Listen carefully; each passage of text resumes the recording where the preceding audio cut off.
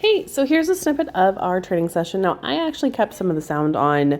You'll be able to hear it in the background just a little bit of some of my cadence with him, but you'll also hear some just like ambience music that we have in our rooms.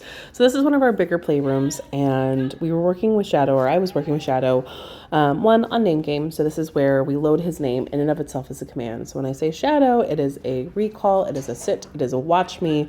It's also a disengagement from whatever he's doing. It's an overall focus and come check in. I like to make sure that he knows his name and he knows his skill sets first, and then we start adding in that e-collar. Now, when we put on the e-collar and did some vibration testing, it flatlined him. So what I mean by that is he just was like, nope, I'm not okay with this. So I needed to take a step back and really see what is going to be best for you and your dog. And I would say how we trained the e-collar for him was that the beep, when he heard a beep, it basically meant come or here. And when he had a vibration, it was, you're not listening. I need you to come back. So what I'm doing here is pairing his name and the beep together and making it positive. Now, that's actually me doing a leave it command really quickly. And this is where I took off the e-collar and we were going to play a little bit, and you can see the difference for him where he was like, yes, it's off, I'm free.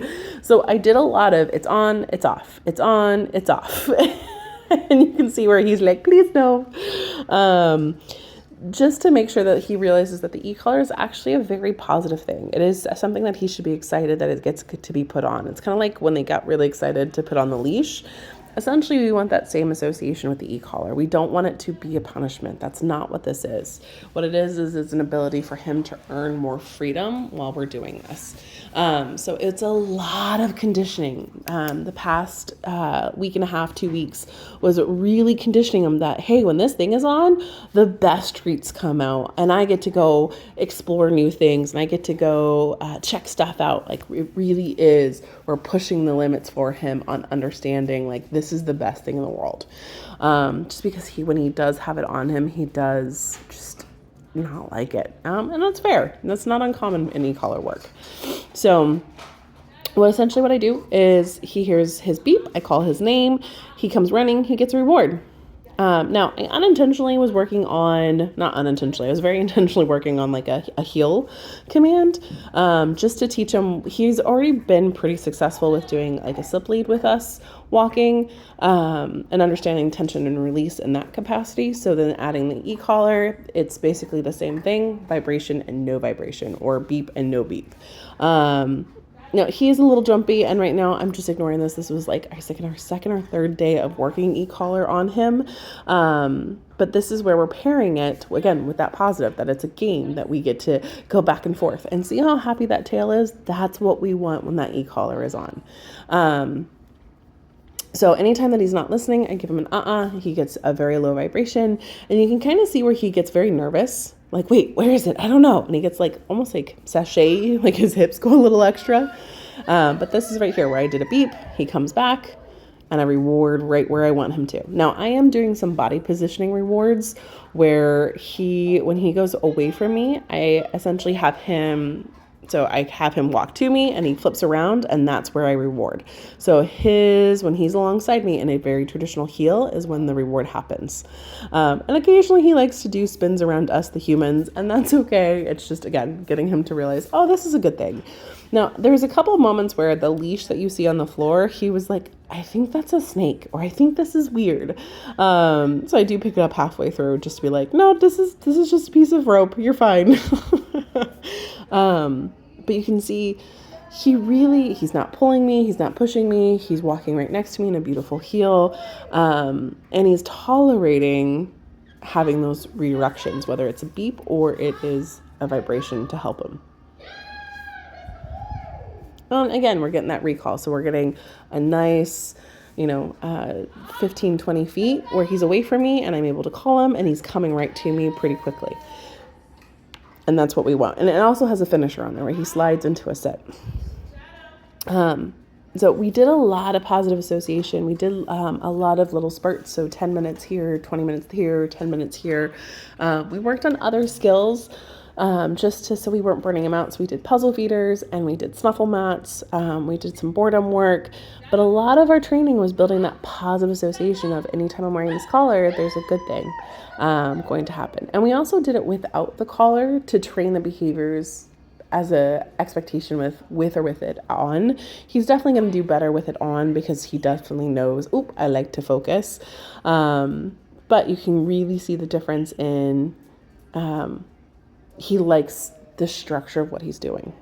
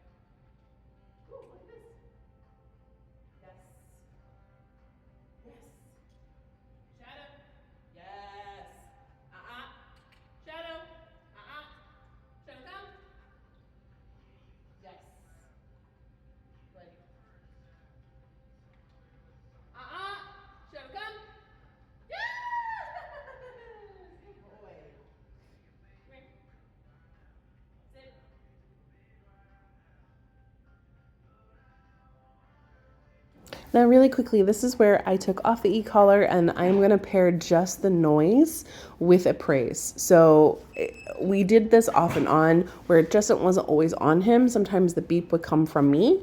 Sometimes the beep would come from the collar on him. It's the same beep. But again, wanting to make sure that he really understands that when he hears that beep, it means come to the human as soon as possible.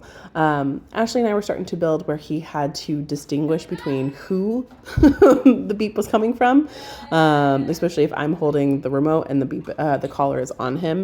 And that was something that we were working on him understanding. When you guys are out and about with him and going on walks, having that collar with you isn't going to be an issue because he's going to know it's you. If you're both together, he's going to come to both of you, and ideally you're not on opposite sides of the yard that you're working. So this is where he really is pairing up that noise is a positive because it's with the human. And it doesn't matter where it's coming from. It means I just need to check in.